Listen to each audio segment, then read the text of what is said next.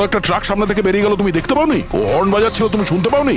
হ্যাঁ, আত্মহত্যা করার চেষ্টা করছিলে কি? মনে হচ্ছে দেখতেও পায় না, শুনতেও পায় না। কিন্তু এই রাস্তায় একা কি করছে? কে কে আছে এখানে? আকাশ দাদা, কে আপনি? কে? তার মানে আপনি দেখতে পান? তাহলে আপনি আমি আর ওই ট্রাক দেখতে পাননি? চাপা দিয়ে চলে যেত আপনাকে যদি আমি আপনাকে না বাঁচাতাম। সরি, আমি সত্যি দেখতে পাইনি। সারিকা, সারিকা তুমি ঠিক আছো তো? সারিকা, তুমি একলা কোথায় চলে গেছিলে? তোমার যদি কিছু হয়ে যেত তাহলে? আমি আগেই বলেছিলাম আমরা প্রপার্টি দেখতে যাচ্ছি, ওকে সাথে করে নিয়ে যাওয়ার কোনো দরকারই ছিল না, কিন্তু আমার কথা কেউ শোনেই না। রজনী প্লিজ থামো তুমি। ইনি ঠিকই বলছেন, আমি নিজে দেখেছি। ওনার লেফট সাইড দিয়ে একটা ট্রাক আসছিল, উনি দেখতে পাননি। ও হর্ন বাজাচ্ছিল, শোনেনি। চাপা দিয়ে চলে যেত ট্রাক যদি আমি না থাকতাম। থ্যাংক ইউ দাদা, থ্যাংক ইউ ভেরি মাচ। হ্যাঁ দাদা, সত্যি ও ট্রাকের আওয়াজ শুনতেও পাইনি আর দেখতেও পাইনি। তার মানে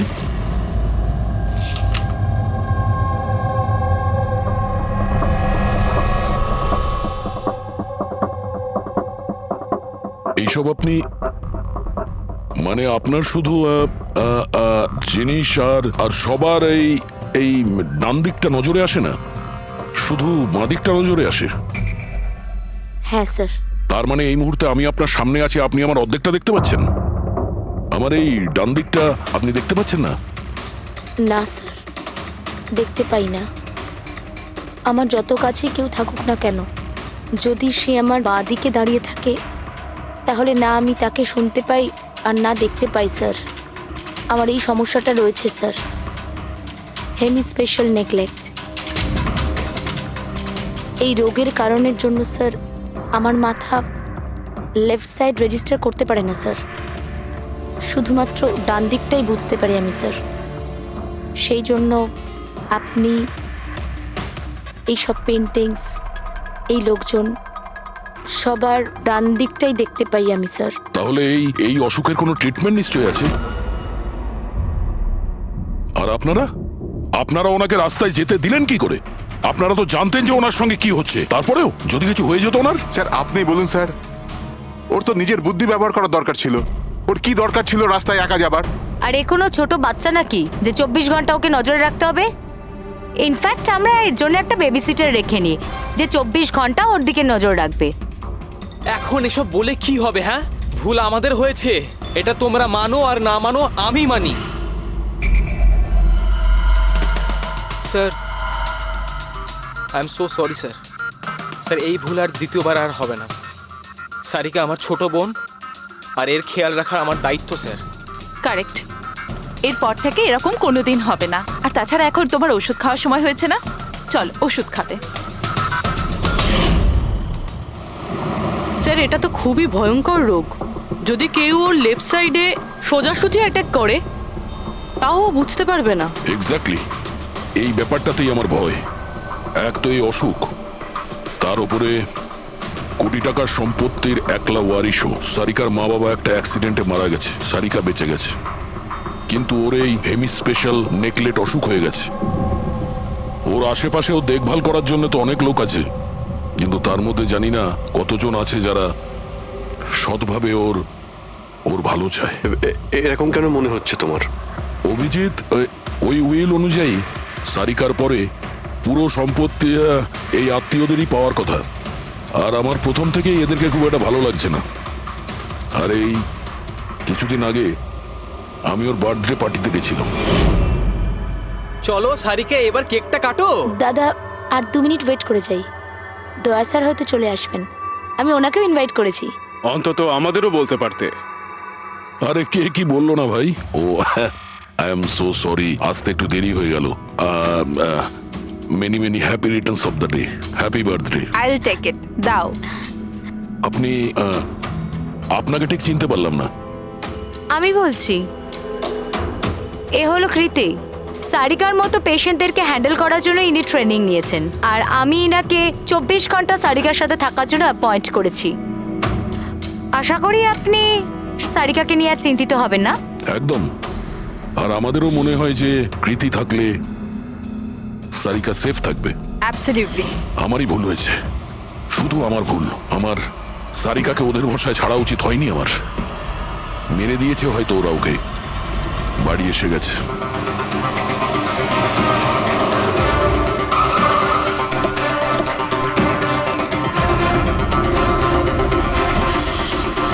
কোথায় ও?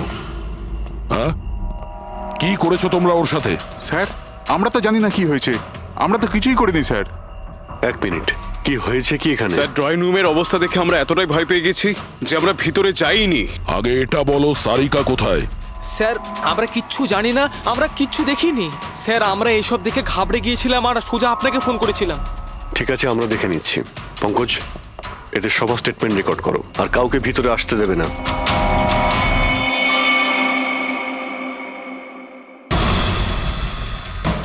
সারিকা, সারিকা, কেউ আছেন? এখানে তো মনে হচ্ছে অনেক কিছুই হয়েছে। এত রক্ত তো কোনো একজনের হতেই পারে না।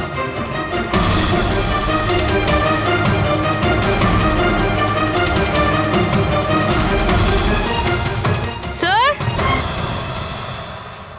হ্যাঁ, স্যার এই দেখুন, কেউ লুটপাট করার জন্য ঢুকেছিল কিন্তু টাকা নিয়ে বেরোতে পারেনি। যেই ওকে বাধা দেওয়ার চেষ্টা করেছিল তার উপরেই আক্রমণ করে। স্যার, লাশ। সারিকা?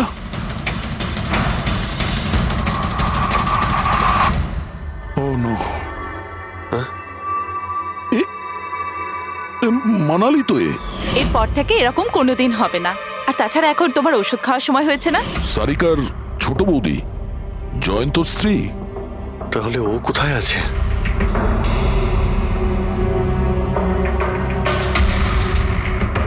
ও নো। দয়া, হ্যাঁ, এ হলো কৃতি। সারিকার মতো পেশেন্টদেরকে হ্যান্ডেল করার জন্য ইনি ট্রেনিং নিয়েছেন। এটা তো কৃতি। তুমি চেনো? হ্যাঁ, প্রীতি স্যার, পালস চলছে, এখনো বেঁচে আছে। এ সারিকার রুমের বাইরে? সারিকা, সারিকা, ফ্রেডি, এক্ষুনি অ্যাম্বুলেন্সের ব্যবস্থা করো। একে হসপিটালে পাঠাতে হবে। সারিকা, সারিকা,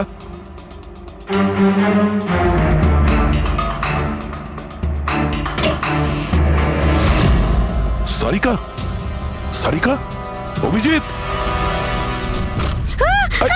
না না না না না, কি হয়েছে? কিছু না, relax, আমরা relax. শেয়ারলি থেকে এসো। রিল্যাক্স, বাইরে রিল্যাক্স, এসো, বাইরে এসো, বাইরে এসো।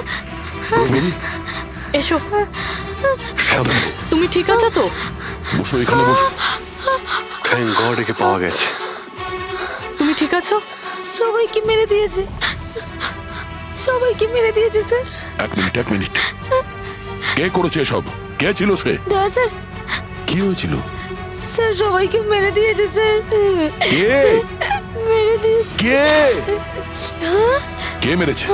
মেরে দিয়েছে স্যার। আমার মনে হয় এক্ষুনি একে হসপিটালে পাঠানো উচিত। ওর মানসিক অবস্থা ঠিক নেই। ওটাই ঠিক হবে, মনে হচ্ছে শক পেয়েছে। মুরবি, তোলো একে। ওঠো, ওঠো। আমার সাথে এসো।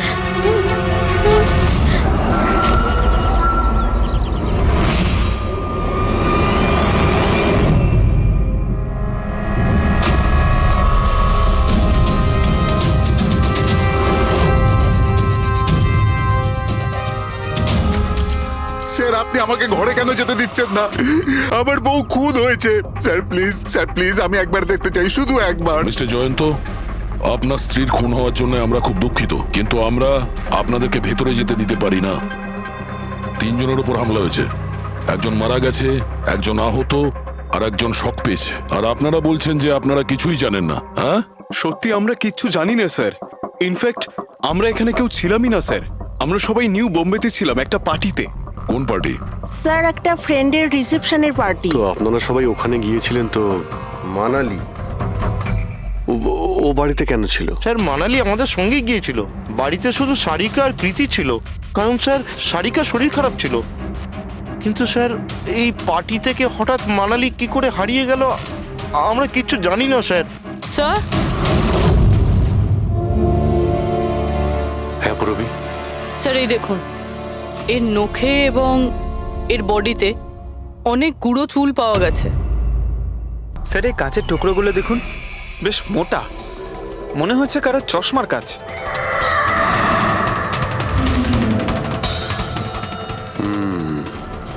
চশমারই মনে হচ্ছে। রেখে দাও সাবধানে। এই টেনে নিয়ে যাওয়ার চিহ্নের সঙ্গে রক্তের ফোঁটা।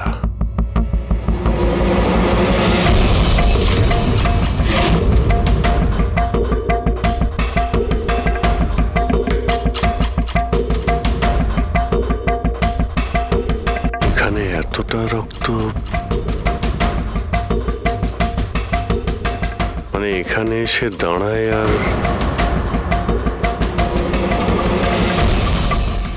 বাইকের চাকার দাগ। কেউ আহত অবস্থায় এখানে আসে আর বাইকে উঠে এখান থেকে বেরিয়ে যায়। আচ্ছা একটা কথা বলুন তো, আপনাদের মধ্যে বাইক কার কাছে আছে? বাইক? না স্যার বাইক তো কারুর কাছে নেই, আমাদের সবার কাছে নিজের পার্সোনাল গাড়ি আছে স্যার। এই বাড়িতে টোটাল 5টা কার আছে স্যার। কিন্তু অভিজিৎ এটা কেন জিজ্ঞাসা করছো? কারণ কেউ খুবই আহত অবস্থায় বাইকে উঠে এখান থেকে চলে গেছে, আর আমার পুরো বিশ্বাস যে খুনি সেই। আই থিঙ্ক এর জবাব সারিকাই দিতে পারবে। ওর জ্ঞানটা একবার ফিরে আসুক। বাই দ্য ওয়ে, আপনাদের মধ্যে কি কারো চোট বা আঘাত লেগেছিল? আঘাত আমাদের? স্যার আপনার কথার মানে কি? আমাদের কেন চোট লাগবে? আপনারা আমাদেরকে সন্দেহ করছেন? যতক্ষণ এই কেসটা সলভ না হবে আমরা সবার উপরেই সন্দেহ করব।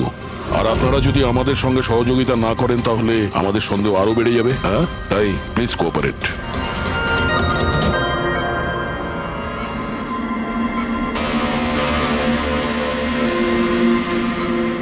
সারিকা,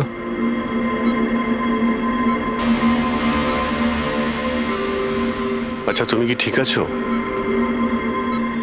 অভিজিৎ,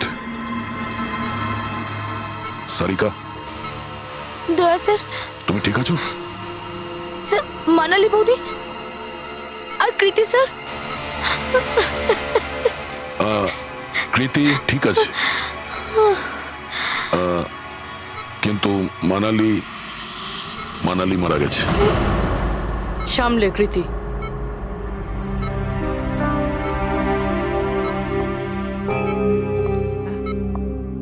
কৃতি, কৃতি, তুমি ঠিক আছো তো? I am so glad you okay. Thank God তুমি ঠিক আছো।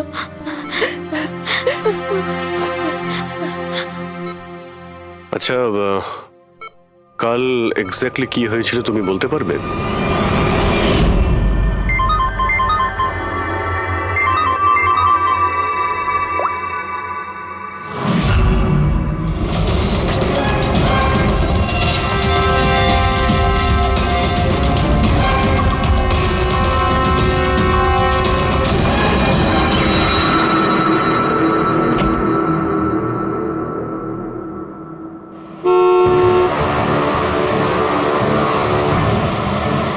বৌদি,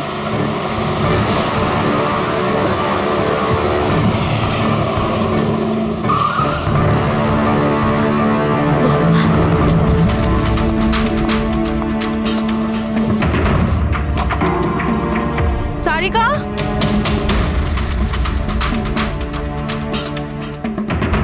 সারিকা, সারিকা কোথায় তুমি? বৌদি, সারিকা, সারিকা,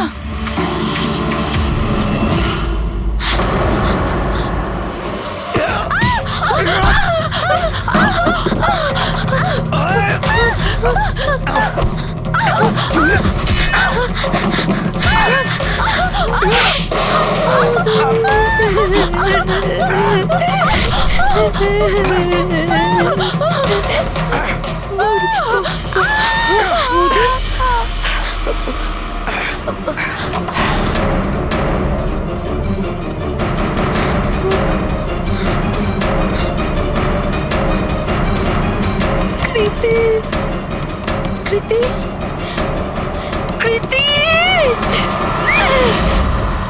তো তুমি ওনার দরজাতে ধাক্কা দিয়েছিলে। তো কৃতি, আপনি আপনি কি দেখেছিলেন? আপনার উপরে আক্রমণ কি করে হলো? সারিকার জোরে চিৎকারের আওয়াজ পেলাম, আমি তখনই ঘর থেকে বাইরে আসি। সারিকা, এইসব কি করে? কৃতি, কৃতি, সারিকা তুমি ঠিক আছো তো? কৃতি, আমি আমার রুমে। কৃতি, আমি এখানে। Okay okay okay Sarika, you don't worry, I am coming. Kriti সাবধানে, খুনি এখনো বাড়িতেই আছে। খুনি? সারিকা, তুমি ওকে দেখেছো যে কৃতির ওপর হামলা করেছে? হ্যাঁ স্যার, আমি দেখেছিলাম। সারিকা, সারিকা, কৃতি, কৃতি, সারিকা, সেই মুহূর্তে তুমি যা যা দেখেছো সেটা তুমি একটা পেপারের ওপর আঁকতে পারবে? হ্যাঁ স্যার, যখন আমি ওনাকে মানালি বৌদির পেছনে দেখেছিলাম তখন খুব ভয় পেয়ে গেছিলাম। আমি শুধু ওই মুখটার একটা ঝলক দেখতে পেয়েছিলাম স্যার। যখন আমি আবার দেখি তো তখন আমি শুধু হাতটুকু দেখতে পাই। কৃতি আমার দিকে আসছিল আর তারপর পিছন থেকে হাত এলো, ওই হাতটা ওর ওপর হামলা করলো। লোকটা রেনকোট পরেছিল আর গ্লাভস আর একটা বড় চকপকি ঘড়ি, এই যে একেবারে সেরকমই হুবহু যেমনটা আমি দেখতে পেয়েছিলাম।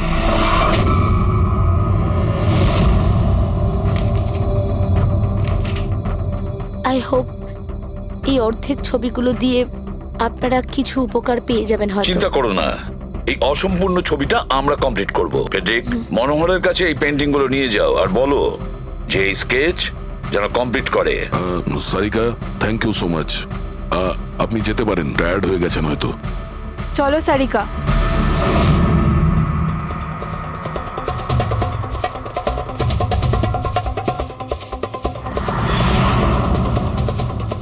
এই লোকটাকে তো আগে কখনো দেখিনি স্যার। হতে পারে শুধু এই কাজের জন্যই হায়ার করা হয়েছিল।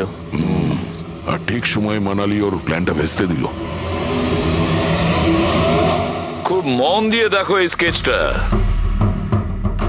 এটা সেই লোকটার ছবি যে মানালিকে খুন করেছিল। আপনারা কি একে কোনোদিন দেখেছেন? আমি তো বুঝতেই পারছি না আমাদের কেন সন্দেহ করা হচ্ছে। এক্স্যাক্টলি, আমরা সবাই সারিকার আপনজন, আর আজ আমরা বিজনেসের সব কাজ ছেড়ে এখানে এসেছি শুধুমাত্র সারিকার জন্য। আর আপনাদের মনে হচ্ছে আমরা ওকে মারতে চাইছি? স্যার যে মারা গেছে ও আমার বউ স্যার, আর সারিকা আমার বোনের মতো। স্যার, আমি যখন খুব ছোট ছিলাম আমার বাবা মা মারা গিয়েছিল। সারিকার বাবা মাই আমাকে আদর যত্ন করে বড় করে তুলেছে। আমি আজ যা কিছু হয়েছি ওনাদের দুজনের জন্যই হয়েছি। আর স্যার, আমি সারিকাকে আমার নিজের প্রাণের চেয়েও বেশি ভালোবাসি। এক্স্যাক্টলি, এক তো আমরা ওর জন্য নার্স রাখলাম, আর আপনারা সবাই আমাদেরকেই সন্দেহ করছেন। হ্যাঁ, সন্দেহ করছি তোমাদের সবাইকে। আমি নিজের চোখে দেখেছি কতটা ভালোবাসো তোমরা ওকে। আপনারা সবাই ভালোভাবেই জানেন যদি ওই বেচারির কিছু হয় তাহলে ওর কয়েকশো কোটি টাকার সম্পত্তির তোমাদের সবার মধ্যে ভাগ হবে। ওকে বাড়িতে রেখে তোমরা সবাই পার্টিতে গিয়েছিলে। ওখানে মালিনী কোনো কথা শুনেছিল যে কোনো খুনি ওকে মারতে চলেছে। মালিনী কাউকে কিছু না বলেই নিজে ওকে সাবধান করে আর চলে যায় সেখানে যেখানে খুনি মানালিকে মেরে ফেলে। আর যদিও পার্টিতে এই কথাটা শুনে থাকে তাহলে আপনাদের মধ্যে কেউ হবে? কেউ না? ঠিক আছে, তোমরা এখন যেতে পারো, কিন্তু একটা কথা ভালো করে মনে রাখবে, আমাদের কড়া নজর থাকবে তোমাদের উপরে। অভিজিৎ, দয়া, ও বলছিল মানালি ওকে ফোন করেছিল যে মানালি পুলিশ নিয়ে ওর বাড়িতে পৌঁছচ্ছে। এক্স্যাক্টলি স্যার, কিন্তু ও না আমাদের সঙ্গে কন্ট্যাক্ট করেছে না পুলিশের সঙ্গে। হতে পারে কেউ ওর পিছু নিয়েছিল, তাই হয়তো ভয় পেয়ে গিয়েছিল।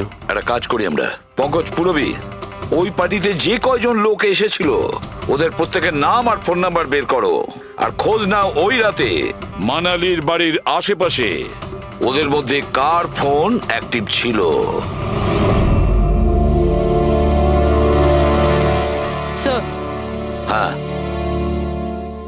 স্যার ওই রাতে ওখানে 250 লোক ছিল, কিন্তু স্যার একজন হচ্ছে ঈশান, ওই রাত্রেও পার্টিতে ছিল।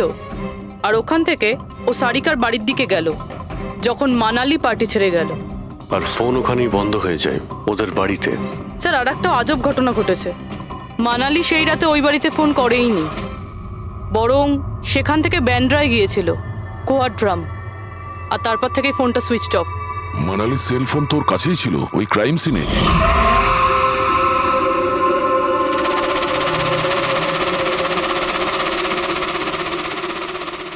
Switch off? আচ্ছা, এমনটা নয় তো যে ওই ফোনটা আসলে ঈশানের ফোন, ভুল করে ওখানে পড়ে গিয়েছিল? মানে ঈশান সেই রাতে সারিকা ভিলা এসেছিল। ডাকো ওই ঈশানকে বিউরোতে। স্যার আমি করেছিটা কি? আমাকে এখানে কেন ডাকা হয়েছে? ঈশান, একটু আপনার চশমাটা খুলবেন? চশমা? স্যার এটা তো উইদাউট নাম্বারের চশমা, এটা তো আমি রেগুলার পড়ি না। ডক্টর সালুকের কাছে নিয়ে যাও এটা। স্যার আমাকে এটা তো বলুন, আমি করেছিটা কি? আমরা আপনাকে এখানে মানালি মার্ডার কেসের ব্যাপারে ডেকেছি। ক্রাইম সিনে আমরা চশমার ভাঙা কাঁচ পেয়েছি, আপনার চশমাটাকে ওই কাচের সঙ্গে ম্যাচ করিয়ে দেখব। কিন্তু স্যার আমি তো ওই জায়গায় যাইনি। যদি তুমি নাই গিয়ে থাকো তাহলে তোমার ফোন ওখানে ওই ভিলাতে কি করছিল? আর মানালির ফোন তোমার বাড়িতে মান্দ্রাতে কিভাবে পৌঁছলো? ওই স্যার পার্টিতে আমাদের ফোন এক্সচেঞ্জ হয়ে গেছিল, কারণ আমাদের ফোন দুটো এক। কি হলো মানালি ম্যাডাম, আপনাকে চিন্তিত মনে হচ্ছে? চিন্তিত আমি? না তো, আসলে আমি ওই জয়ন্ত আর আকাশকে খুঁজছিলাম। আপনি ওদের কোথাও দেখেছেন? হ্যাঁ, ওরা দুজন ভেতরেই হবে। আসলে কি হয়েছে, এত চেঁচামেচি আর এই ডিস্কোতে আমি কিছু বুঝেই উঠতে পারছি না। আপনি প্লিজ আমাকে একটু হেল্প করে দেবেন ওদের খুঁজে পেতে? আমি ওদের ভেতর থেকে আপনার কাছে পাঠাচ্ছি।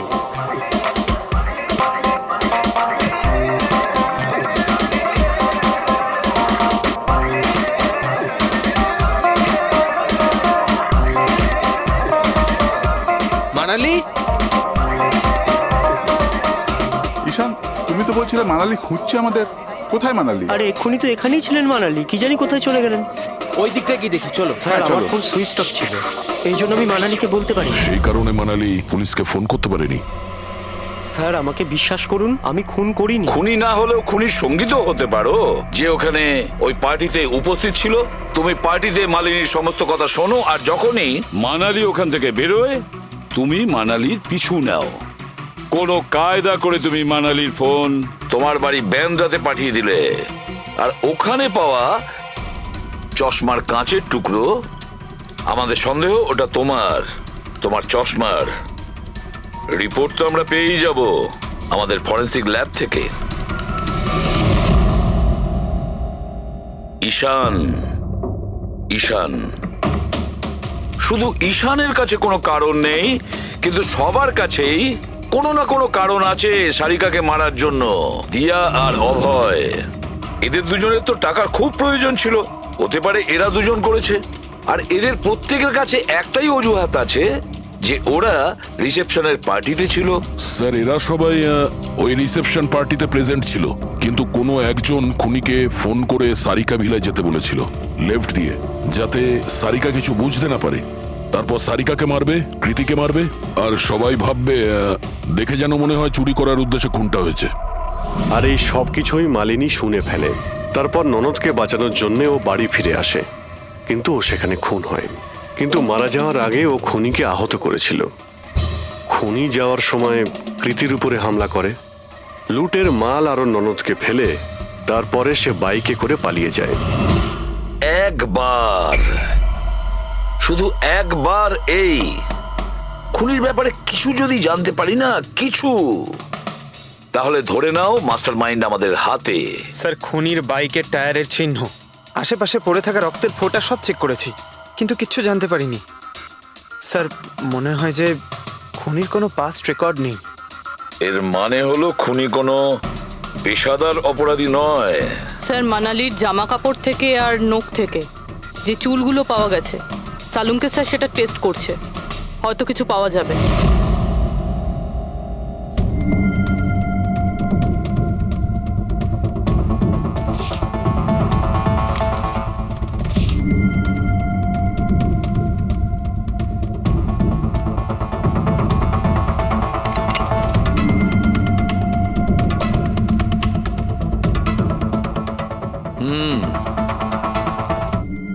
আমার আন্দাজ একদম ঠিক ছিল।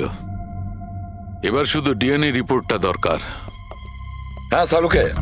বস, হ্যাঁ, একটা কথা ঠিক যে ঈশান খুনি নয়, কারণ ক্রাইম স্পট থেকে এই যে চশমার লেন্সের ভাঙা টুকরো পাওয়া গেছে, এইগুলো ঈশানের চশমার সঙ্গে ম্যাচ করছে না।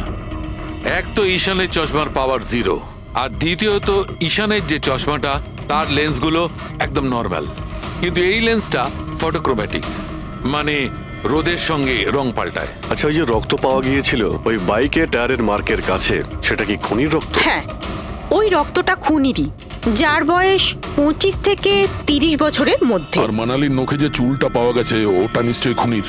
আসলে বস, হাতাহাতি করবার সময় চুল গোড়া থেকে উপড়ে আসে, অথচ এই যে চুলটা, এটা উপড়ে আসেনি, কাটা হয়েছে।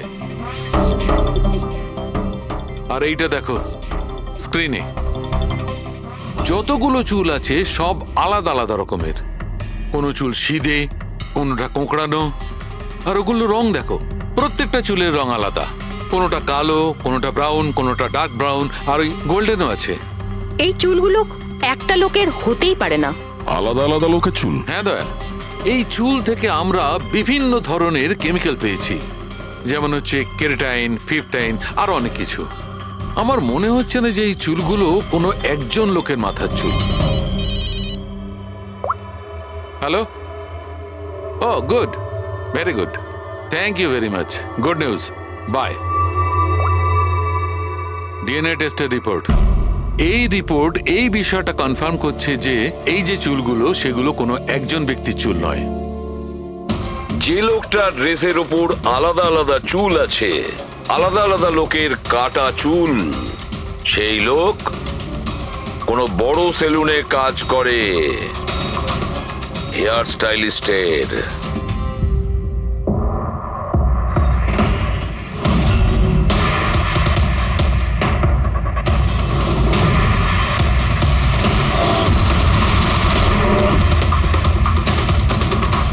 স্যার, এ তো বিমল, আমাদের স্পায়ের স্টার হেয়ার স্টাইলিস্ট।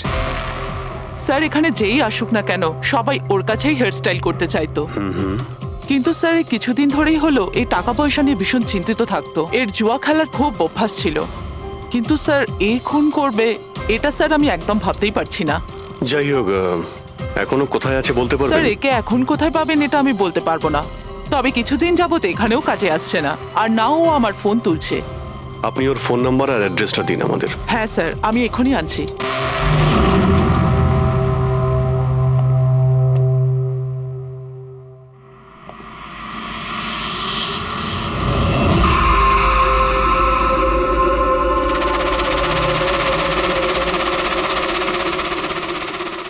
ও নো, এ তো গেছে। বিষ খেয়েছে। এখানে আঘাত লেগেছে, আর এই কাঁধেও নখের চিহ্ন। মানে এই হলো সেই যে মানালিকে খুন করেছে। দেখো কিছু পাওয়া যায় কিনা।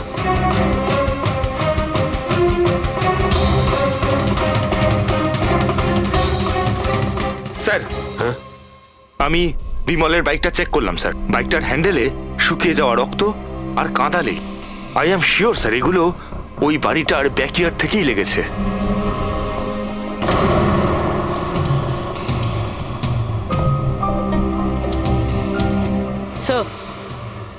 স্যার, এই ভেঙে যাওয়া চশমা আর এই রেনকোট পেয়েছি। রেনকোটে রক্ত লেগে আছে।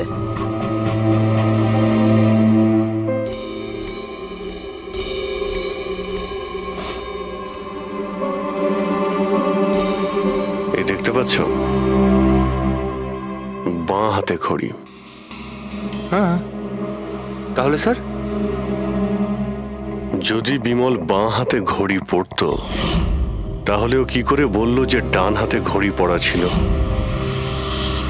হাতে পার্টিতে মানালি কেউ সারিকাকে খুন করবে সেই আলোচনা শুনে ফেলে, আর তখন মানালি ঈশানের কাছে সাহায্য চায়, ওকে বলে যে জয়ন্ত আর আকাশকে ওখানে পাঠিয়ে দিতে। এর মানে আকাশ আর জয়ন্ত দুজনেই নির্দোষ। বাকি রইল এই তিনজন, রজনী, অভয় আর দিয়া। ওই খুনের মাস্টারমাইন্ড এই তিনজনের মধ্যেই কেউ হবে। আচ্ছা স্যার, ওই কলের অন্যদিকে কে ছিল? স্যার ওই বিমল হতে পারে। না স্যার, আমি বিমলের ফোন রেকর্ড চেক করেছি। ওই রাত্রে ওদের মধ্যে কেউই বিমলকে ফোন করেনি। তাহলে অপর প্রান্তে কে ছিল সেদিন? ল্যান্ডলাইন? আচ্ছা, ওদের বাড়ির ল্যান্ডলাইন ফোন? হ্যাঁ, হতে পারে। ফ্রেডি, পঙ্কজ, একটু খোঁজ নিয়ে দেখো তো 11টার আশেপাশে ওদের ল্যান্ডলাইনে কেউ ফোন করেছিল কিনা। ওই মেয়েটার কথা অনুযায়ী খুনি ডান হাতে ঘড়ি পড়েছিল, যেখানে বিমল বাঁ হাতে ঘড়ি পড়েছিল। আরও এটাও বলেছিল যে খুনি যে রেনকোট পরেছিল সেটা ব্লু কালারের ছিল, কিন্তু আমরা বিমলের বাড়ি থেকে যে রেনকোট পেয়েছি সেটা কালো ছিল। হতে পারে সারিকা কিছু ভুল করেছিল, ঠিকমতো দেখতে পাইনিও। স্যার, স্যার ওই রাতে 11:30টার সময় ওই বাড়িতে কেউ ফোন করেছিল। কে ফোন করেছিল? আপনারা সত্যি বলছেন এই সব কিছুর পেছনে আমার নিজের লোকের হাত আছে? একটু অপেক্ষা করুন, সব জানতে পারবেন। স্যার, আপনারা আবার কেন খোঁজ খবর নিচ্ছেন? একবার তো খোঁজ খবর নিয়েছেন। সেদিন প্রমাণ একত্রিত করার জন্য আর আজ কেস ক্লোজ করার জন্য। আপনি একটু অপেক্ষা করুন, এখনই সবকিছু জানতে পেরে যাবেন। স্যার, পেয়ে গেছি। কিন্তু এটা তো সেই রেনকোটটাই যেটা ওই খুনি পড়েছিল। এখানে কি করে এলো? বলছি, তুমি বলেছিলে যে মানালি তোমাকে দৌড়ে এইখানে বাঁচাতে এসেছিল। কারণ ও ওখানে পার্টিতে শুনেছিল যে কেউ তোমাকে খুন করতে চায়। কিন্তু সে খুনি ছিল না, সেই ছিল যে এই পুরো প্ল্যানটা করেছিল। আর যার সঙ্গে ওর ফোনে কথা হয় সেও কিন্তু খুনি নয়, অন্য কেউ ছিল। সেই সময় এই বাড়িতেই সে তোমার সঙ্গে উপস্থিত ছিল। বাড়িতে? ওই সময় আমার সাথে কৃতি, কারেক্ট? এটা পুরো প্ল্যান ছিল। খুনি কাজ ভেঙে বাড়ির ভেতরে ঢোকে, কিন্তু গন্ডগোল তখন হলো যখন ও মানালিকে মারল সারিকা ভেবে। মানালি তো মারা গেল, কিন্তু মরার আগে ও খুনিকে এতটাই আহত করে দিয়েছিল যে খুনি এখানে সারিকাকে মারার জন্য দাঁড়ায়নি, পালিয়ে গেছে। Sir sir, 1 minute. যদি খুনি পালিয়ে গেল তাহলে কৃতিকে কে মারলো? কারণ সারিকা নিজের চোখে কৃতির ওপর হামলা হতে দেখেছে। হ্যাঁ, আমি দেখেছিলাম। ওই হাতটা এলো আর ও কৃতির ওপর হামলা করেছিল। হামলা তো হয়েছে, কিন্তু করলোটা কে?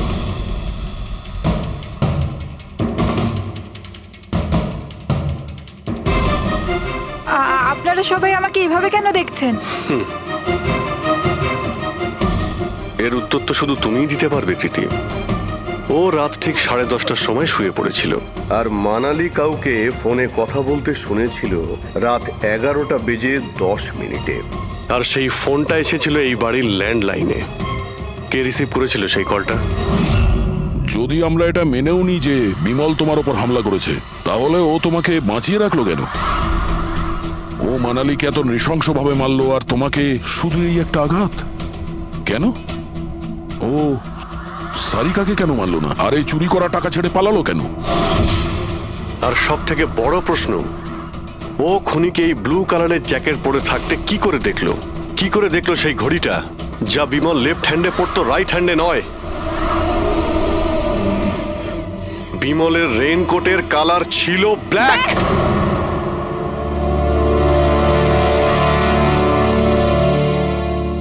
ঠিক চিনেছেন আপনারা। ওই হামলা আমি নিজেই করেছিলাম।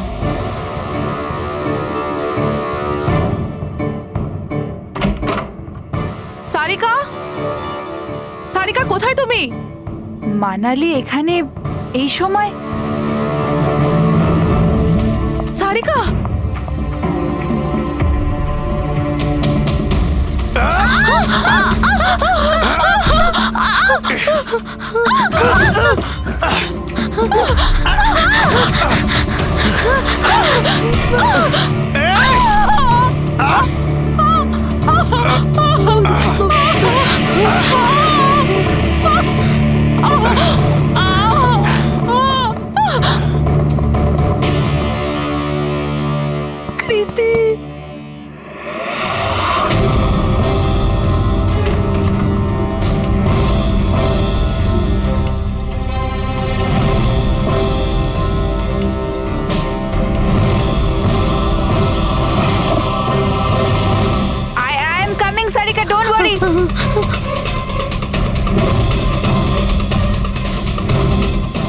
কৃতি,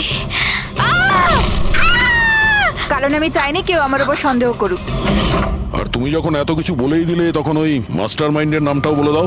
হ্যাঁ, আর তুমি যদি বলো ওর নামটা আমি বলে দিই, যে মানালিকে মেরেছে আর সারিকাকে মারতে পারতো।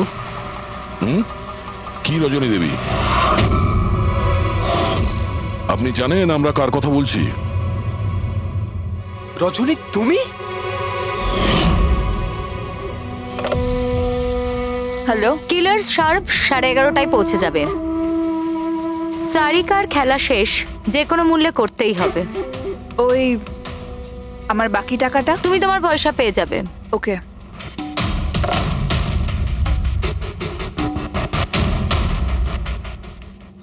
রজনী, তোমার জন্য আমি আমার বউকে। আমার পয়সার দরকার ছিল। সারিকার বেবি সিটিং করতে করতে আমি হাঁপিয়ে উঠেছিলাম। আর এইসব তোমার জন্য হয়েছে আকাশ। তোমার জন্য আমরা সবাই সারিকার আয়া হয়েছিলাম। আমাকে আমার জীবন যাপন করতে হতো আগের মতো। এই জন্য আমি প্ল্যান করেছিলাম আর কৃতিকে বাড়িতে নিয়ে এসেছিলাম। পার্টিতে যাওয়াও আগে থেকেই ঠিক ছিল, যাতে আমি সময় পাই প্ল্যান করার। সব ঠিক চলছিল, শুধু বিমলের ব্যাপারে একটু ভুল হয়ে গেল। না হলে এত কিছু হয়ে যাওয়ার পরেও দেখছি তোমার কোনো অনুতাপ নেই, বরং নিজের প্ল্যান নিয়ে গর্ব করছো। তুমি অনেক সময় পাবে নিজের প্ল্যানের ভুল ত্রুটি ধরার, কারণ তোমার এই বাকি জীবন এবার তোমাকে জেলের মধ্যে বসেই কাটাতে হবে।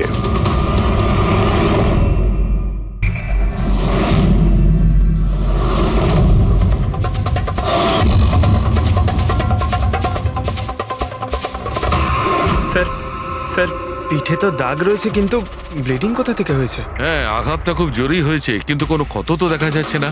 একটা কাজ করছি, বডিটাকে ল্যাবে নিয়ে গিয়ে দেখছি। তুমি কি দেখেছিলে? কি হয়েছিল কি এখানে? অ্যাকচুয়ালি স্যার, আমি, মা আর রতন আমরা তিনজন হলে ছিলাম। হঠাৎ করে জোরে একটা শব্দ পেলাম, মনে হলো যেন বোম ফেটেছে। আমরা তিনজন বাথরুমের দিকে দৌড়ে এলাম আর দেখলাম যে বাবা, বোম ফেটেছে? যদি বোম ফাটতো তাহলে এখানে তো সব ভাঙাচোরা থাকতো, সেরকম তো কিছুই নেই। স্যার, হয়তো ব্লাস্টের জন্যই হয়তো এই জল বাইরে এইভাবে পড়ে রয়েছে। কিন্তু পুরবি এখানে তো কোনো ব্লাস্টের চিহ্নই পাওয়া যাচ্ছে না।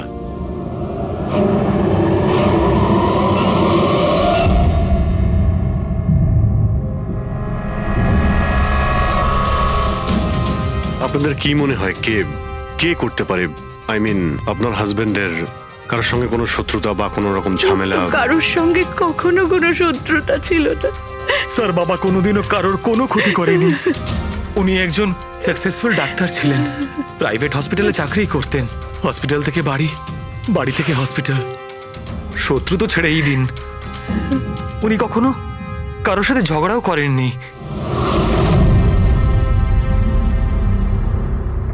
মানুষে চিন্তা করো না, যে এই কাজটা করেছে তাকে আমরা ছেড়ে দেব না। তোমাদের কাছে এটা আমার প্রতিজ্ঞা। ওকে খুঁজে বার করবই, আর সে কঠিন থেকে কঠিনতর সাজা পাবে।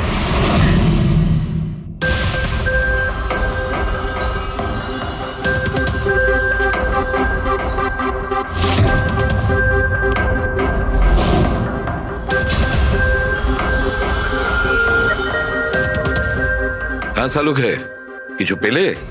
স্যার, কেশব বাবুর শিরদাঁড় আর হাড় ভেঙে গেছে। ইন্টারনাল অর্গানও খুব খারাপভাবে ড্যামেজ হয়েছে। এই একটা বাথটাবে বসে বসে এত বড় ইনজিউরি? বস, কেশবে যে ধরনের চোট লেগেছে, এটা এইরকম একটা আঘাত যেমন বোম ব্লাস্টে হয়ে থাকে। আরে স্যার, আমরা পুরো এরিয়াটাই চেক করেছি। আপনি